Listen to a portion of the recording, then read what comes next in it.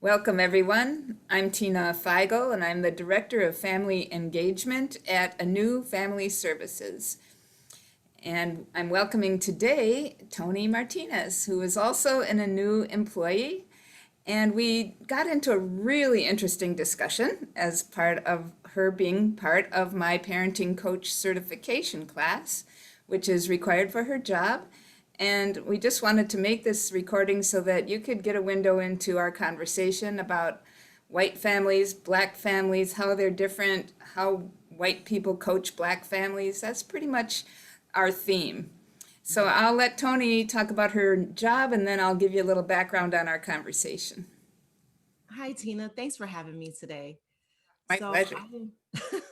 I am an IPS worker, which is intensive permanent specialist.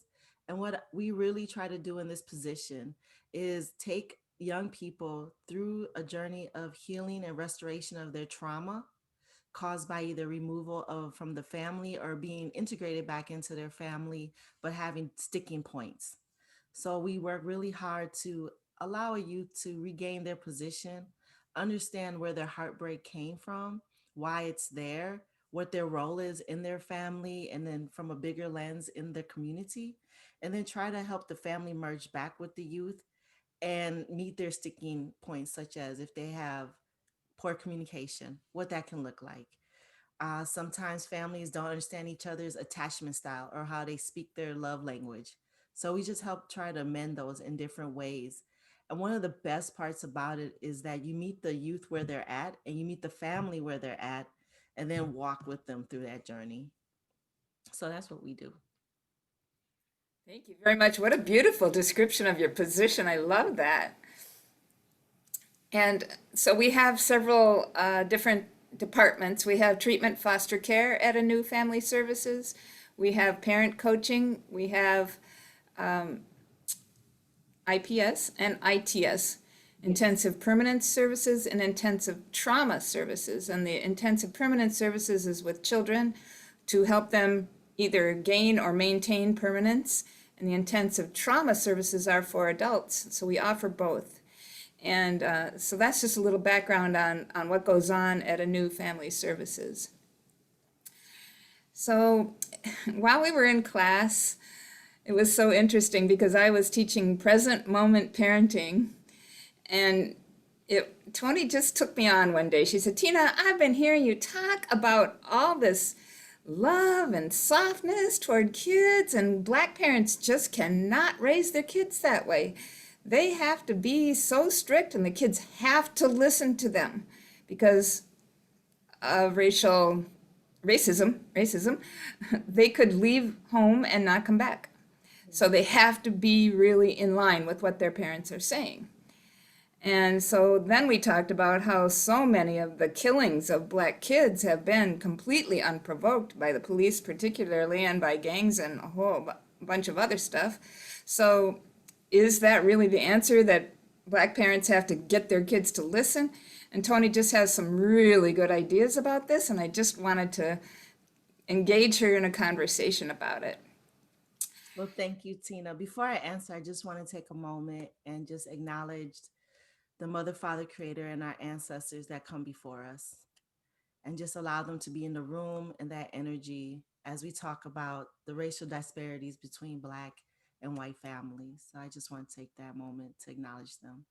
Thank you, Toni. Thank you. But yeah, going forward in that conversation, I was hearing a lot of great ideas, but the application piece and then being out in the field with the families and seeing how parent coaches are struggling to get this information across made me realize that in certain communities having the redirection or maybe like instead of saying a direct no you can offer an alternative is really healthy in maybe rural areas. But when you look at what's happening right now, especially with police brutality, one of the main things that or ways that black, especially black men who are being pulled over are criticized for is not listening. So here you get this mixed message of our young people. In one way they can be redirected and talked very gently, but then on the other hand society expects when you give a directive to a youth of color they should just stop and do that.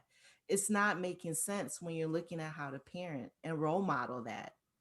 So that's when I was like, no, no is very serious in the Black community, even historically.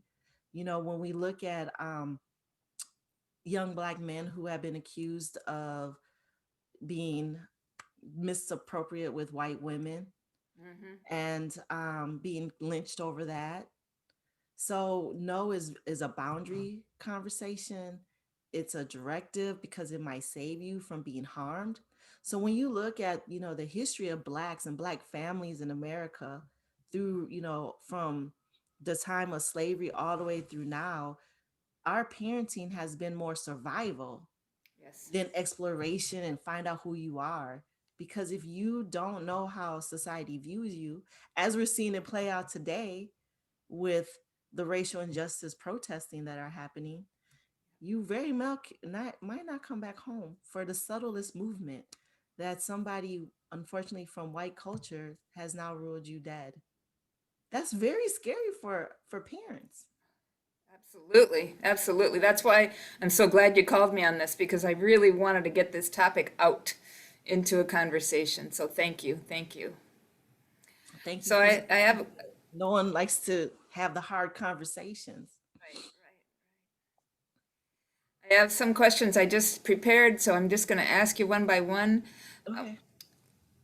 First of all, what's the difference between parenting aides and parent coaches? Well, as I have learned in your class, parenting aides or assistants bring in more of the to do and the ways. And they also can assist the parent to meet certain needs, like if they have to go grocery shopping, or if they're not concerned, if they're not sure of like what a chore chart looks for, they can help design that. Um, if the parent just needs an ally, like I'm having a really hard day, they can work with a parent assistant. So it's more like a peer. A parent coach, now that's really interesting because a parent coach now is trying to merge application and theory and actually build self resource and self agency within the family and in the parent structure. And also, which I think is so important, is give them an ally on the team. Until your class, I didn't realize um, how intimidating a team can look to a parent. Like if they're removed from your home and you're trying to get them back, you got like a probation officer for the youth, and you have the case manager and a care coordinator, and then you got a therapist. That's a lot of other adults looking at you as the parent that you're trying to answer to with whatever they have going on. So having a parent coach there can sometimes shift it a little bit, be like, look at how the parent is seeing this, and kind of lower the defensive a little bit. And parents are on the spot. We're working with CPS clients a lot and child protection services. So they walk in feeling like they've already been deemed guilty. So of course they're on the defensive, so that really increases the need for an advocate on that team. Yeah, I'm so glad you mentioned that piece. Well, Thank also you. what I've seen is when a parent gets defensive, it's really hard to have services stick. And Absolutely. they don't just, be like, I'm not doing it. It just comes in a form of like, oh, I forgot you were coming today. I'm sorry I have to cancel. I just realized I had a shift. And this is how how can you fault someone? So then that becomes hard to have continuity of care. No So having doubt. a coach, like, no, this is why this is important. Or even the parent assistant to be like, I'll go with you. Those are that shores up the parents so they don't just feel so like, wow, there's 10 people looking at me. Exactly, exactly. And 10 people who aren't the same color as me looking at me too. Yes, Oof. yes. And then giving children who, and we don't like to hear this, but children don't have the power in the house. They have the power with the team because the parent is feeling on the pressure side, but they don't have that initial power, the economic power. When we all leave, they still got to figure this out, or they're outside of the home. So parent coaches are extremely important to bridge that a little bit.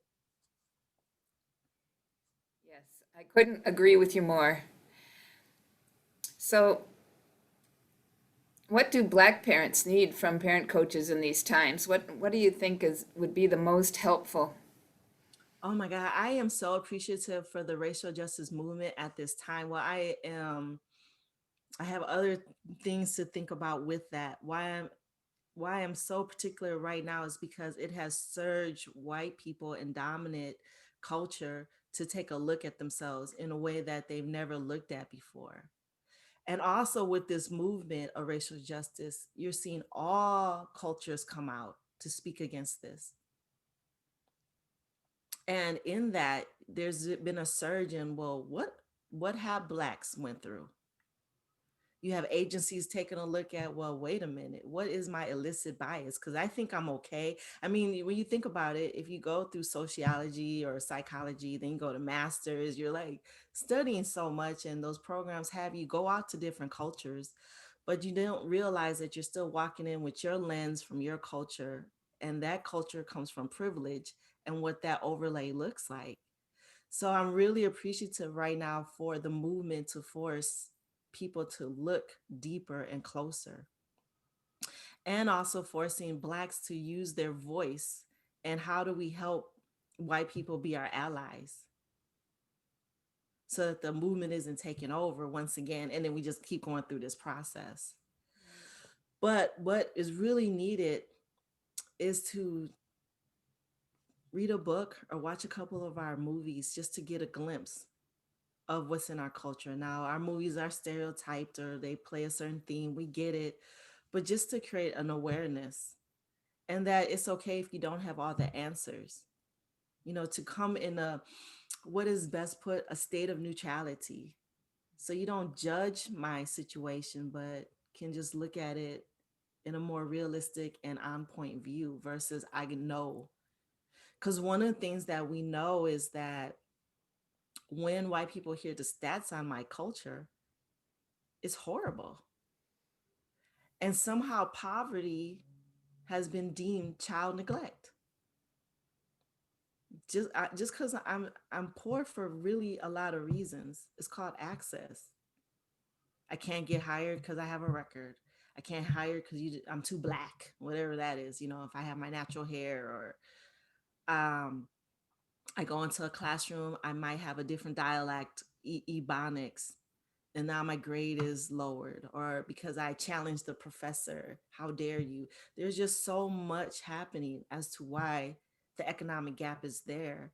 But I don't need a parent coach to see my poverty as child neglect, because as you have reinforced in the class, children need time and structure.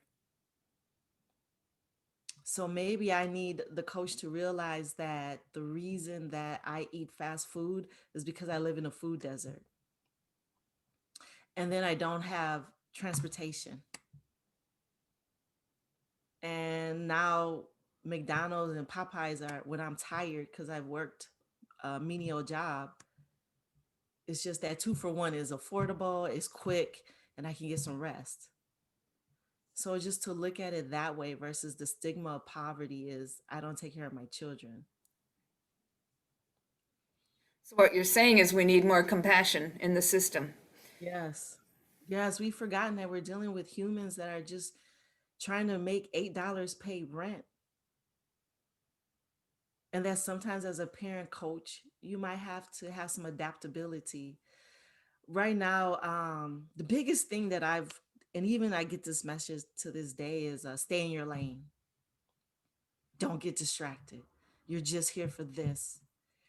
And as you and I both know, Maslow's hierarchy of needs is great, but I can't get to trauma if they're hungry.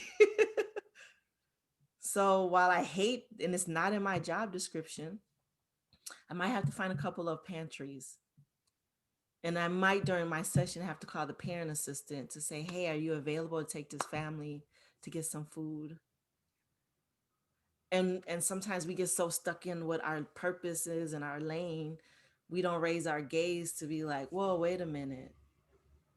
It's not that she is not complying or the youth isn't. They got some other issues that they can't even begin to process what you're saying. Thank you. Thank you. You have so many eloquent things to say, and I just so appreciate your time here. Really, Thank you for having me. my pleasure. Um, so, parent coaching is different from therapy, and you have a background as a therapist. I do. And so, you have talked about how your role is different in each of those, Mm, when you're wearing each of those hats. this is super deep. And do you think that parent coaching is a plus or not for Black families?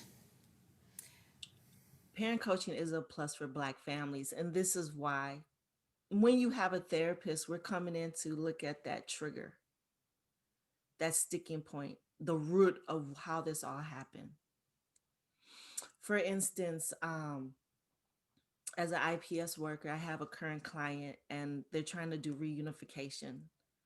And so I sometimes like to meet with the parent first just to kind of understand like what is your guidelines to bring the youth back home. And you set the tone, so I could tell the youth anything, but if it doesn't line up, it's not going to work. And so in therapy, we would speak on maybe there's a wound there because mom didn't love her or him, or there's some unresolved trauma. And we can go deep into this area and we can hang out there for as long as that needs, just hang out there. Whereas, like in IPS work, we don't want you to hang out there too long. Like we do want you to heal, but we realize that you can get an individual therapist to keep processing that with you, but we need you to keep, because time keeps going. And with system work, we know if you out the house too long, you might not make it back home. Yes. And we also know the longer a child is out of the home, that's a whole nother trauma situation. So we got to get some peace into the home. With that being said, a parent coach coming into the home can help bridge all of those together, because parent coaches, at least so far that I've seen in your class and taking it, is we're a little bit more action driven and just understanding the behavior as communication. So when the youth comes back home and breaks a rule, it's not a defining moment in the relationship, and help coaching like, no, we knew this was going to happen. Here's the skill set you need to practice. And we don't have to go into, I was abused as a child and this is why. We kind of are like, great, I love your story, but we're going to interrupt it and put a new one in place. And that's what I love about parent coaching. It just kind of interrupts the story and helps you live like in the present moment, as your program's called, like right now. Like we need to address this. And I do feel like for Blacks, parent coaching is extremely important because something has happened because of systemic racism, and that is the loss of the extended family. We talk about groups that are underrepresented in the child welfare system: Latinx, Asians, Native Americans, but those cultures still have intact their extended families. And you will see that when you go into the homes, they live multi-generational. But in the Black family, due to like the big migration north from the South, and then employment, you see us spurs further and further apart. And then obviously incarceration, we just have this serious breakdown of family.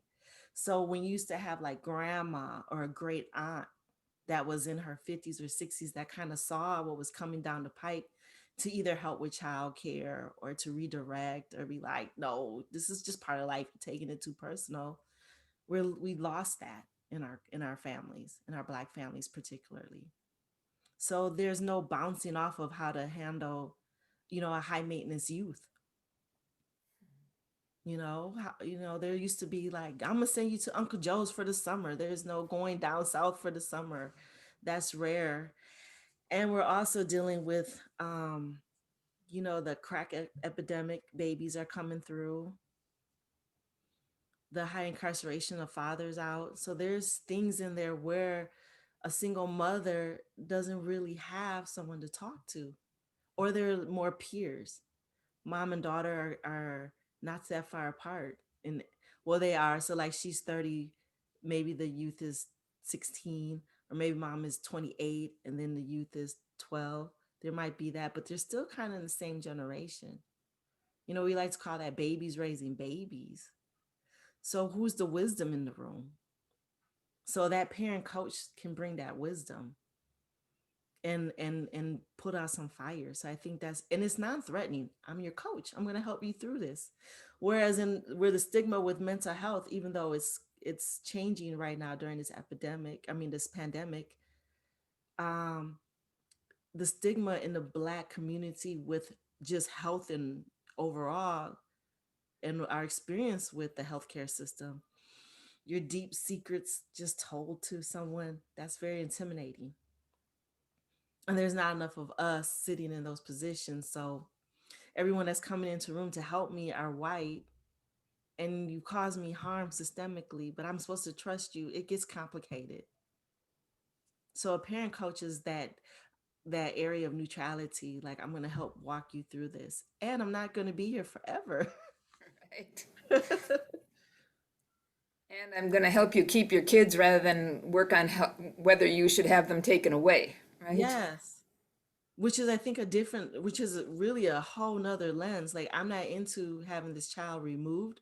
I'm not here to assess for that. Because as you know, our kids, they want to stay with their family. They just want it healthier. Absolutely. Thank you. Thank you again. So the next question is coaching way too white? And what are the major barriers to coaching Black families? So I think you answered this to a certain degree, but I'll just see if you have other thoughts about it as well. Yeah, it's way too white. It is. It works great for white culture. And I don't fault it. I don't fault it. When you don't have the lens that you're in a position of power and privilege, and you make the policies and rules, and it's coming from your seat, and you haven't really had to intermingle with other cultures. For white people, it is a choice. You can go way up north or stay in your white community and maybe deal with one or two, and it's not threatening. Um, then you come down to the city and it's way different, and you might like it, you might not. It's all your perceptions. And so these programs come out from that lens and what's worked in those communities. It wasn't field tested in other areas and what that might have to look like. So I don't fault it, but there definitely needs to be a change in it, or maybe a subspecialty, because white people need parent coaching as well. Absolutely. Absolutely. So just a little bit more culture sensitive and understanding, like maybe if you come into a Latinx or a ADOS family, which means, acronym for American Descendants of Slavery. If you come into those families, understanding how important boundaries are, how important maybe that word, that clear defining no is, where maybe a redirection, because if the police officers aren't given that redirection, you can harm this child who's used to that. So just having that awareness and changing a little bit to fit the needs of, and it gets complicated, right? Because each family has their culture. Blacks aren't homogeneous as is out there to think we are. And sometimes you could think they're Black, but they could have Puerto Rican, Dominican.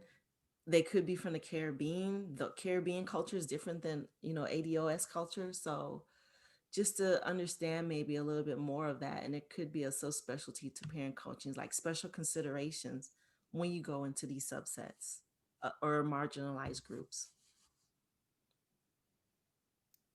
Again, thank you. Thank you.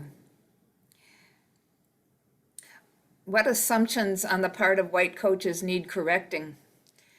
I think you gave me an example once before of observing a behavior on the part of the parent, and a white lens said that is not good parenting, and a Black lens says that is just perfectly fine parenting. So we've talked about they have to listen. What else do you think comes into play here? I often sometimes hear, and then this comes more from gender, and we know that social welfare is dominated by white women. So white women tend to appreciate the timeout. Uh, Blacks are harshly judged on capital punishment, or spankings. and like how dare you inflict that on a child. Um and really maybe understanding what a spanking is versus, a straight up, beat down, and really probably reserve in themselves why that is so offensive. And when you look at that historically, that was inflicted on the slaves from white people. And so it's embedded in us on some ways in our culture because we learned that from the master culture. And also it's quicker to pop a hand. Um, it's quicker to pop a hand than to have you dead. And so maybe to have some sensitivity around what spankings look like. And then when our culture was interrupted with our faith and our spiritual traditions and Christianity took over, spare the rod, spoil the children.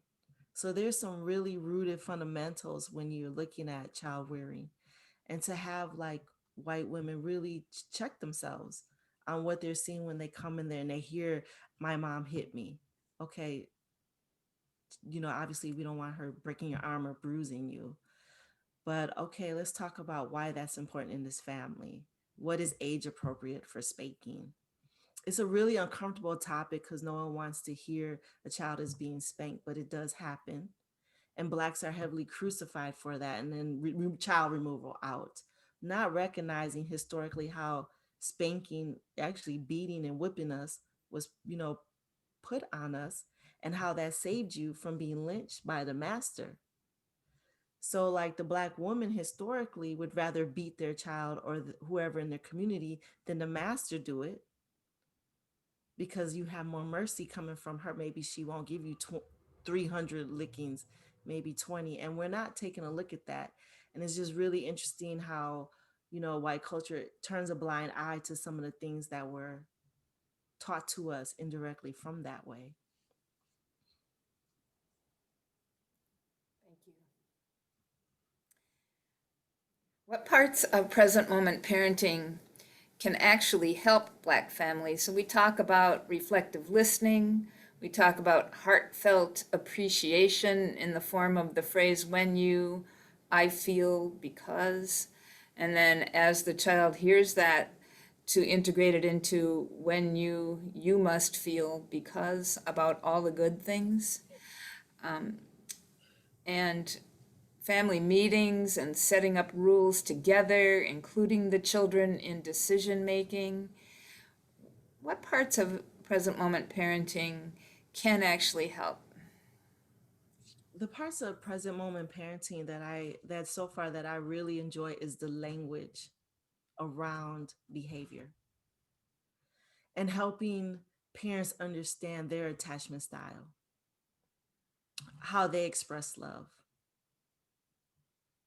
I think in our last session, the power dynamics in the home, and I feel that those help because they'll speak to possibly what a parent, especially a Black parent, might be experiencing in society, and how that can be transitioning that pressure from work or society into the home, and viewing the child as like actually a kind of separate from you a little bit and not disrespectful. Because I think on some levels we lost some language around love and how we communicate that. I think one of the most powerful, like I said, I had to play with this because I didn't quite drink the Kool-Aid with your program, Tina. It was I know, like you told me. it was like this is filling my job. In the beginning, it was like this is filling my job requirement.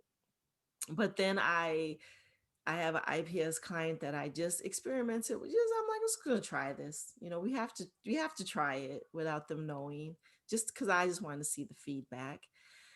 And I did the love language survey and the attachment survey that you sent us out to class. And what came out of that was the mother actually had secured attachment, but the child was like clinky, and that was just rubbing her wrong because she just felt overwhelmed by, why can't you just be more independent? And when we had that conversation around her attachment style and what that meant, now it was like, oh, this isn't her trying to be disrespectful to my boundary.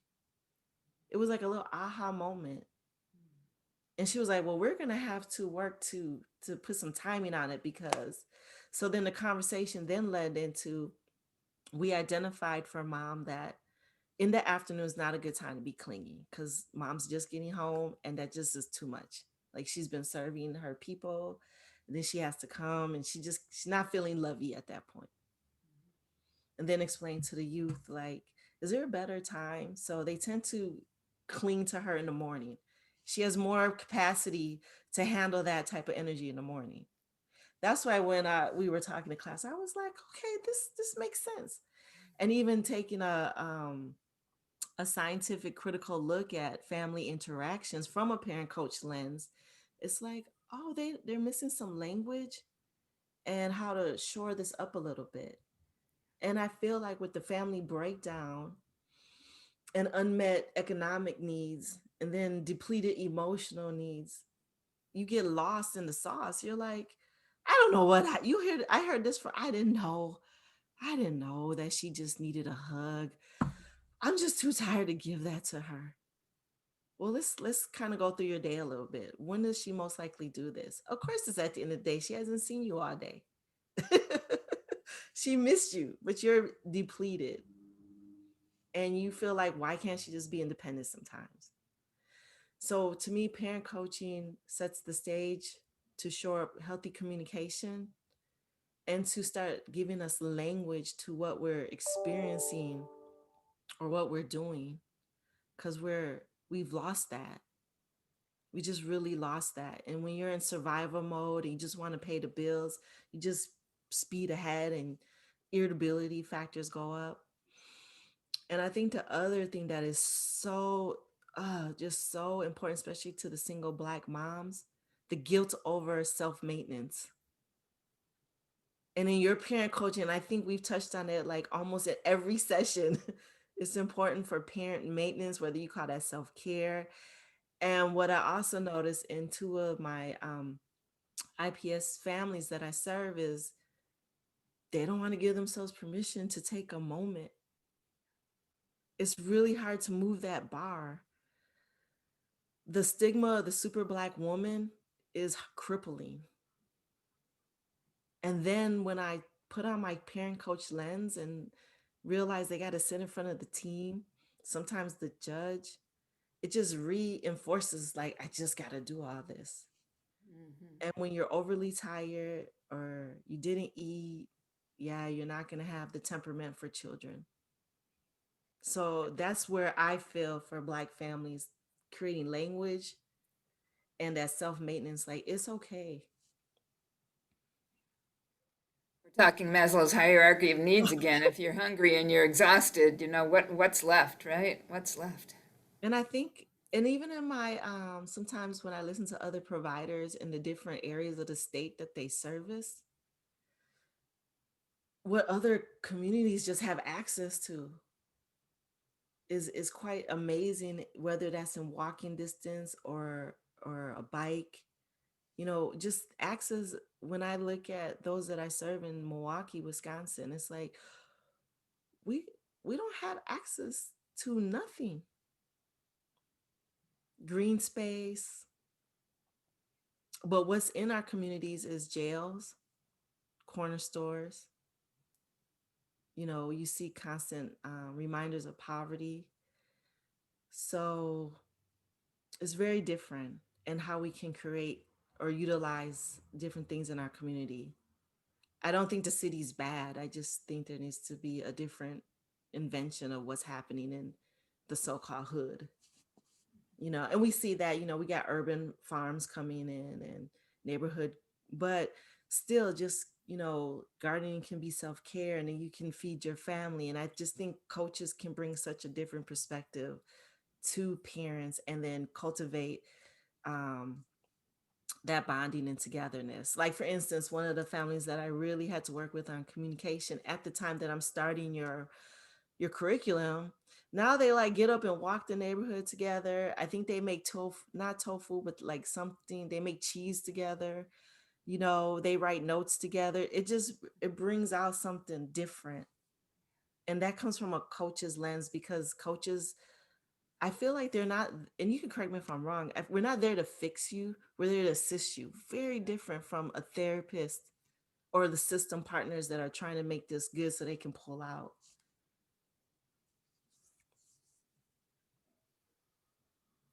And sometimes that just takes creativity, looking around at the family culture and, reminding mom, hey, you should schedule an hour without these two children. It's okay. You have a crisis stabilizer. She's got to go to therapy. Like, let's just block this out for you and go get your cup of coffee. Matter of fact, I'm going to ask the team to get you a gift card so you can go get a cup of coffee and like have a moment. And that's like, that comes from a coach who's an advocate for the parent. Thank you. So my final question is, how can we hire more Black coaches? And that leads to a whole funnel of answers, doesn't it? A whole bunch, because the reality is we're talking to access. There's not only access, but awareness that this is a profession. And when you look at the economic disparities and in education, the requirements, around billing, we just don't acknowledge life experience. We are a culture and a society and social welfare that highly looks at education. And is there ways to meet that requirement? If you show that you have maturity and you're at a good place, is there a college course that could show that you have some theory knowledge that you understand that can complement your life experience so that you can assist? So it's a barrier, and I believe that's why I didn't understand in the beginning the difference between a parent assistant and a parent coach, because a parent assistant is assisting parents on life experience and having that compassion and empathy to know what you're going through because they probably went through it. And a parent coach is really trying to meet you where you're at and give you a different lens and how to navigate a system and giving you that theory and insight together. But the educational requirements, probably most agencies want you with a car. Then you got car insurance. It can impede access to a profession differently. And that's where systemic racism becomes very powerful, because you're making the assumption, as we learned in COVID, that everyone has access or can afford these simple things. Car insurance is expensive in the city. That's about 200, maybe 300 a month. Then you're assuming someone can afford a car, which is about 2 to 300 a month. And then you have to have, depending on what agency you are, you might have to have liability insurance. And so this grows who can come into the field and who can't. And if you're first generation in college, you really can't lean on the external family for the support, financial support, to get you over the hump. So that's systemic racism. I might say to you, like, everyone's welcome, but then these economic barriers to get to the profession. It costs to be poor in America. It just does. A suit for the interview, to get to the interview. And we don't take that into consideration when we're designing qualifications for a profession. And my experience is qualifications is code word for access, code word for who I want and who I'm comfortable in this. Therefore, systemic racism. And we don't look at that. Implicit bias, as you had talked about earlier, just how there's an automatic switch in the mind when you look at a person across the table at an interview or on a screen at an interview. There's a switch that people aren't aware of and need to become aware of. Right. Because this is a side note, but I've always wondered, like, well, what if I live in Wisconsin, but what if I wanted to ride a bike just to be healthy? I would not, can the agency not hire someone who chooses the transportation of a bike? Um, What if I, at some points, I don't mind Ubering? You know, there's these different things that when these qualifications are set up, it's like I sometimes wonder who's there. Who is there making that decision? Because when you look at the economic disparities, when you make those type of qualifications, you're not trying to hire those of color. Well, you are. It's just those that have somehow made it. Well, I think you did a fabulous job answering the questions, and I so, as I said, appreciate your time very much, Tony. Thank you for being here and offering some light for all of us onto these topics, and you did it absolutely beautifully. So I can't No, say how much I appreciate you. same here, Tina. Just thank you, because these topics and my perspective isn't, in the likable area. So I just appreciate you lending voice to some of those areas that are having those conversations, but isn't making it to the big table. And then I just really appreciate you having patience in the class with me. Because, coming in with a mental health lens, I have my bias too, like, oh, what is this? But as it got underway, it's like, whoa, this is a very different perspective. It's very nurturing. I think you've heard most of us in class, like, can I get a parent coach? Wait, where was this? Because children of today and children, even when I was a child, and then those, my mother, are very different children with access to way more. Like, I remember my time was when the street lights came on, just be on the porch and we could run around the neighborhood. Yeah, And now, like, I don't, children don't get to run around the neighborhood no more. that's right. It's a completely different job being a parent than it was a generation ago, even. Complete. When I'm growing up, the computer is here, but it's not expected in the household. It's at school. I think we had like a floppy disk or something. No, now it's like on a phone and they're communicating with friends that way. It's really foreign. And to bring a parent coach on to recognize generational differences, talk about, your attachment style, understanding that all behavior is communication, just raising that gaze is just very phenomenal. You can tell what sticks out to me in the in the class. It's very Yes, I phenomenal. can. And I need and love the feedback. So thank you so much. Thank Yeah. you. So just thank you. Thank you for that lens. It is needed. It is needed in all cultures. Times are different. And when we come out of COVID, it will be very different with grief and loss. And, we talk about the extended family. Did we pull in? Did we pull out? I'm not sure.